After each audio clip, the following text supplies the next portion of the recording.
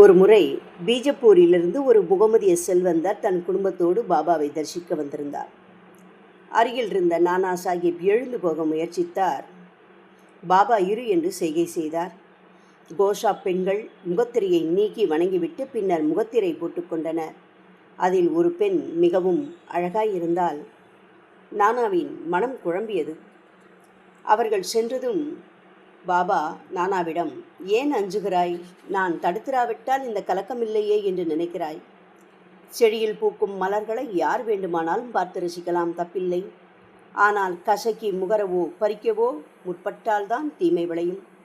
குழந்தையை ஆசையாய் தூக்கி கொஞ்சுகிறோம். முத்தமிடுவதில் களங்கம் இருக்கக்கூடாது. அது இன்னார் குழந்தை என்ற பேதம் வரக்கூடாது. அன்று ஒரு கண்ணாடி மாளிகையை பார்த்ததாக கூறினான் மகள்சாபதி.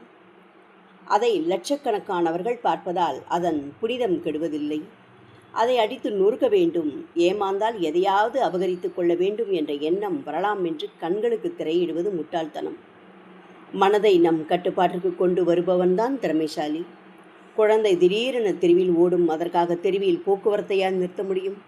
குழந்தை மேல் நாம் வைத்த கவனம் சிதறினால் குழந்தை விபத்துக்குள்ளாகும்.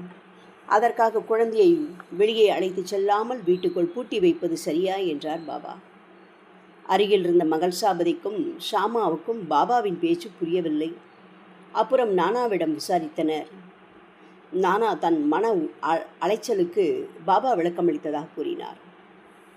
அந்த பெண்ணை இன்னொரு முறை பார்க்க ஆசைப்பட்டது என் மனம். இப்படித்தான் சத்தம் போடாமல் தீய எண்ணங்கள் உள்ளே புகுந்து கொள்ளும். அடக்கிவை.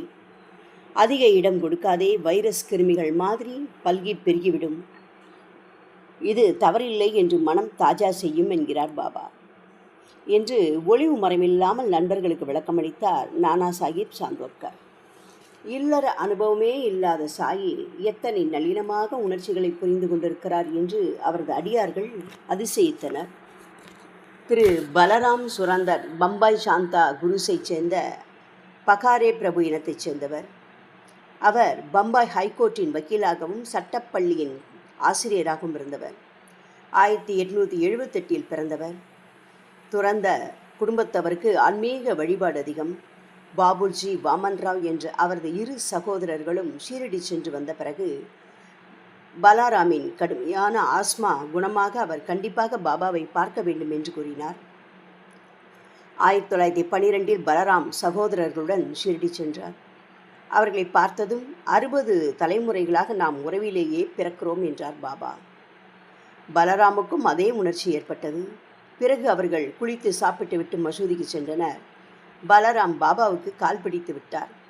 பாபா புகைக்குழாயை பலராமிடம் நீட்டினார். பலராமுக்கு புகைப்பிடிக்கும் பழக்கம் கிடையாது. ஆனாலும் பாபாவிடம் எதையும் மறுக்காதே என்ற சகோதரர்களின் எச்சரிக்கை நினைவுக்கு வந்தது. ஒரு இழுப்பு இழுத்துவிட்டு பணிவுடன் பாபாவிடம் நீட்டினார் பலராம். 6 வருடங்களாக அவஸ்தைப்படுத்திய ஆஸ்மா அன்றோடு தொலைந்தது. 6 ஆண்டுகளுக்கு பிறகு பாபா மகா சமாதி அடைந்த அதே நேரம் அவருக்கு ஆஸ்மா வந்தது. வியாழக்கிழமை சாவடி ஊர்வலத்தை கண்டுகளித்தார். மறுநாள் காலை காக்கட்ட ஆரத்திலும் பாபாவின் முகத்தில் பாண்டுரங்க தரிசனத்தை கண்டு மெய் செலுத்தார். இவர் மராத்தியில் துக்காராமின் வாழ்க்கை வரலாற்றை எழுதியவர்.